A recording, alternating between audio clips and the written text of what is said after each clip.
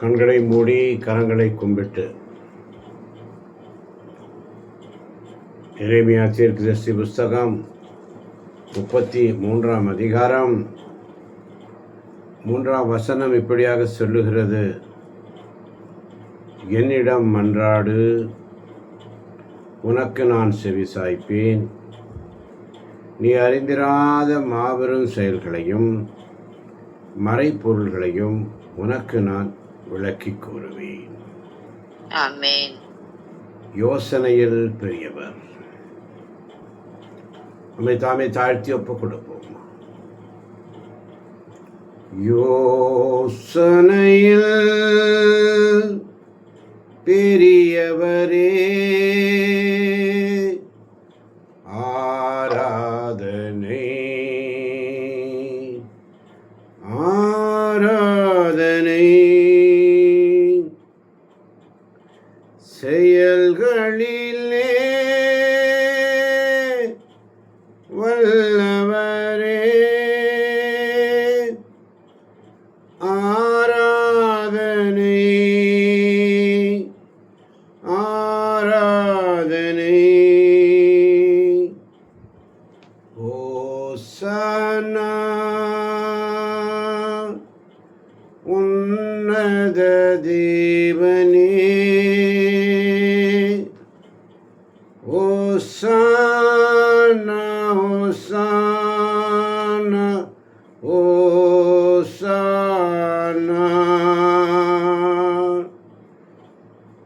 கண்மணி போல் காப்பவரே, ஆராதனை ஆராதனை. கழுகு போல சுமப்பவரே, ஆராதனை ஆராதனை. யோசனையில் பெரியவரே, ஆராதனை ஆராதனை. சங்கீதம் 51:7 அழகாக சொல்லும்: ஈசோப்பினால் என்னை கழுவியருளும், நான் தூய்மையாவேன். என்னை கழுவியருளும், உறைபனியிலும் வெண்மையாவேன். ஈசோப்பினால் என்னை கழுவும் ஆண்டவரே, நான் தூய்மையாவேன். என்னை கழுவியருளும், உறைபனியிலும் நான் வெண்மையாவேன். ஒப்பு கொடுப்போமா? ஆண்டவரே, என் குற்றங்களை நான் உணர்கிறேன். என் பாவம் எப்போதும் என் மனக்கண் முன் நிற்கிறது. என் பாவங்களை பாராதபடி உன் முகத்தை மறைத்துக் கொள்ளும். இந்த தூய ஆவி என்னிடமிருந்து எடுத்து விடாதே ஆண்டவரே.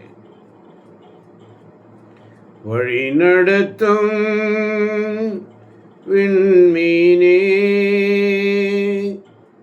ஆராதனை ஆராதனை. ஒளி வீசும் விடிவெள்ளியே, ஆராதனை ஆராதனை. ஓசானா உன்னத தேவனே, ஓசானா ஓசானா ஓசானா. சங்கீதம் 50:3 சொல்லுகிறது: நம் கடவுள் வருகின்றார், மௌனமாயிருக்க மாட்டார். அவருக்கு முன்னே சுட்டெரிக்கும் தட நெருப்பு, அவரை சுற்றிலும் கடுமையான புயற்காற்று. ஒரு நாள் அவருடைய சமூகத்தில் காத்திருக்கின்ற நன்மை தேவ ஜனமே, இயேசு நல்லவர், ஒரு நாளும் கைவிட மாட்டார். ஒவ்வொரு நாள் அவருடைய சமூகத்தில் காத்திருப்போம். ராஜா உன் பிரசன்னம் போதுமையா, எப்போதும் எனக்கு போதுமையா. பிரசன்னம் பிரசன்னம் தேவ பிரசன்னம், பிரசன்னம் பிரசன்னம் தேவ பிரசன்னம்.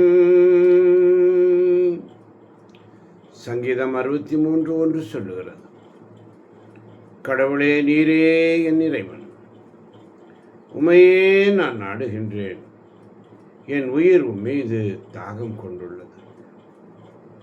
நீரின்றி வறண்ட தரிசு நிலம் போல என் உடல் உமக்காக தேடுகிறது.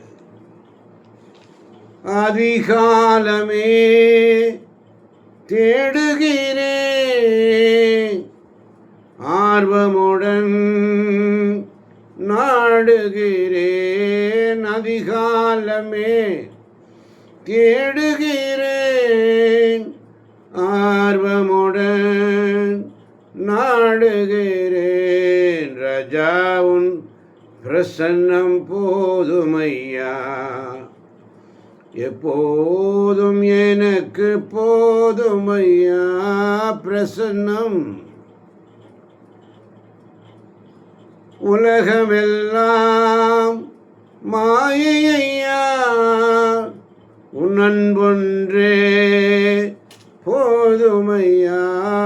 உலகமெல்லாம் மாயையா, உன் அன்பொன்றே போதுமையா. பிரசன்னம் பிரசன்னம் தேவ பிரசன்னம். அதிகாலையில் ஆண்டவரே, எங்களுடைய தளர்ந்து போன கைகளை நாங்கள் திடப்படுத்தும்படிக்கும், தள்ளாடும் முழங்கால்களை உறுதிப்படுத்தும்படிக்கும் இது வந்து அதிகாலை வேளையிலே நீர் எங்களை அழைத்தீரப்பா. தளர்ந்து போன கைகளை திடப்படுத்துங்கள்,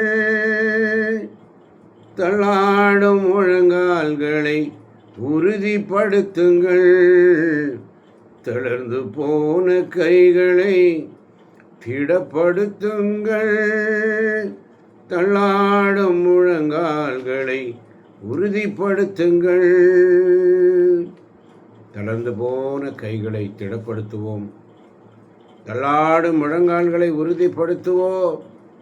அவருடைய சமூகத்தில் உண்மையோடு அஞ்சாதிருங்கள், திடன் கொள்ளுங்கள். இதோ ஆண்டவனும் பிரசன்னமாக இருக்கிறார். அதிகாலை பிரசன்னத்தை உணர்ந்தவர்களாக ஏசாயா 30:26 சொல்வதுபடி, ஆண்டவர் தம் மக்களின் முறிவுகளை கட்டி தாம் அடித்து ஏற்படுத்திய காயங்களை குணமாக்கும் நாள். நிலவின் ஒளி கதிரவன் ஒளி போலாகும். கதிரவன் ஒளி 7 பகலின் ஒளி ஒன்று திரண்டால் போல 7 மடங்கு. எனவே தளர்ந்து போன நம்முடைய கைகளை திடப்படுத்துவோம், தள்ளாடும் முழங்கால்களை உறுதிப்படுத்துவோம். ஏசாயா தீர்க்கதரிசி புஸ்தகம் 35ஆம் அதிகாரம் 3ஆம் வசனம் மிக அழகாக சொல்லும், தளர்ந்து போன கைகளை திடப்படுத்துங்கள், தள்ளாடும் முழங்கால்களை உறுதிப்படுத்துங்கள். சங்கீதம் 51 மிக அழகாக நமக்கு கற்பிக்கிறது.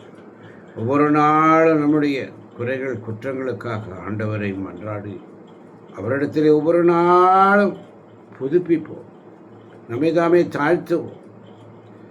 ஏசாயா 35:4 சொல்வதைப் போல, உள்ளத்தில் உறுதியற்றவர்களை நோக்கி திடன் கொள்ளுங்கள், அஞ்சாதிருங்கள். திடன் கொள்ளுங்கள், அஞ்சாதிருங்கள். ஒரு நாளும் தளர்ந்து போன கைகளை திடப்படுத்துவோம். ஆண்டவர் படைத்த வெற்றியின் நாள் இது. இன்று மகிழ்வோம், அக்களிப்போம், அல்லேலூயா பாடுவோம்.